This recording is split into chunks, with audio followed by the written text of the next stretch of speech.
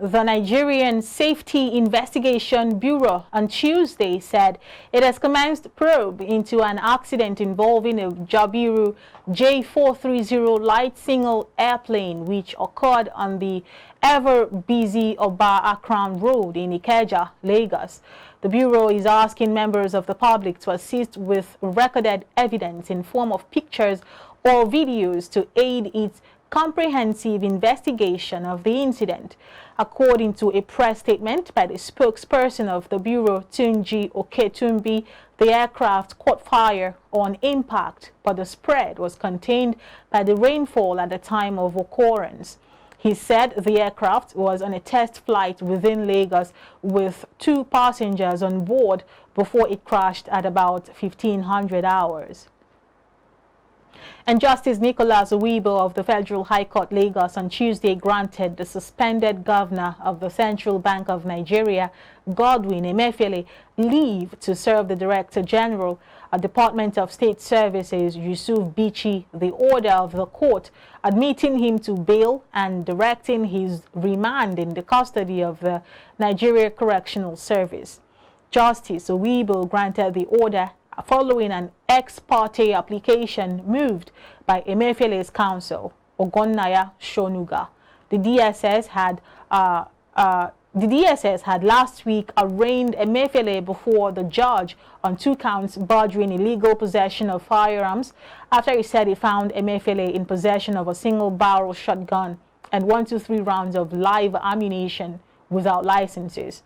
The defendant pleaded not guilty and was granted 20 million naira bail with one surety in a like sum. But the DSS, however, rearrested him, stopping the Nigerian Correctional Service from taking him to the Ikoyi custodial facility as ordered by the court.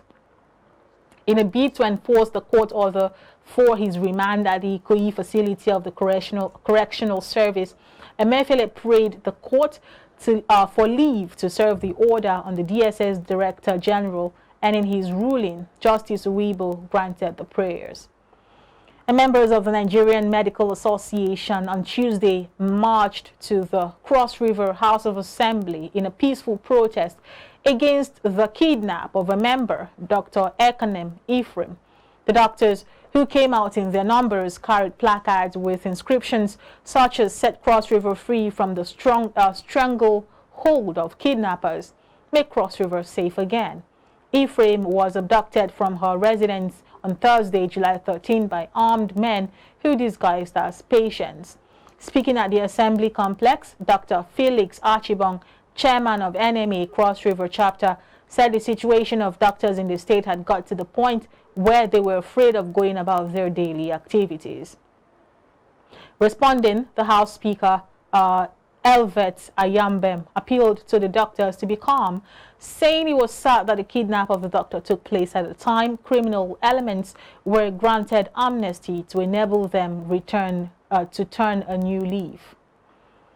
And the Igbo socio-cultural organization, Ohaneze Ndigbo, said over 250 people have been killed since 2021 in the implementation of the sit-at-home order by its enforcers. The President General of the Apex Igbo Group, Emmanuel Iwanyanwu, revealed this on Tuesday while speaking on the impact of the action on Southeast residents. He kicked against its continuation, tagging it an illegal order which have subjected the Igbo people to untold hardship and loss of lives and property. Iwanyanwu said the Southeast is known for micro, small and medium-scale enterprises, indigenous manufacturing, fabrication and agro-allied industries, and several authorities have put the losses encountered by the people at trillions of naira on each sit-at-home day. Up ahead in the news are stories from Africa, foreign scene, entertainment and sports. We'll bring you details after this break.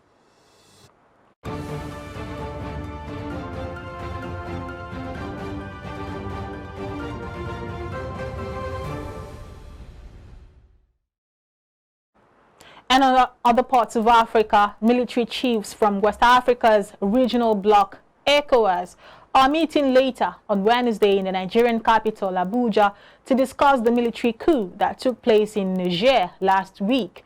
The bloc previously warned it was giving Niger's new rulers a week to reinstate President Mohamed Bazoum before it considered the use of force. Overnight, the first of 3 French planes sent to evacuate European citizens arrived back in Paris with more than 250 people on board. The evacuation comes after demonstrators attacked the French embassy on Sunday.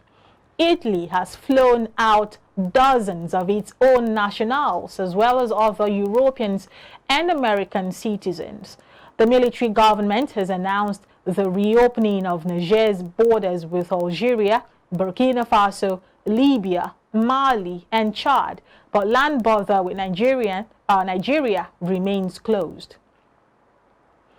And on the foreign scene, former U.S. President Donald Trump has was indicted on Tuesday,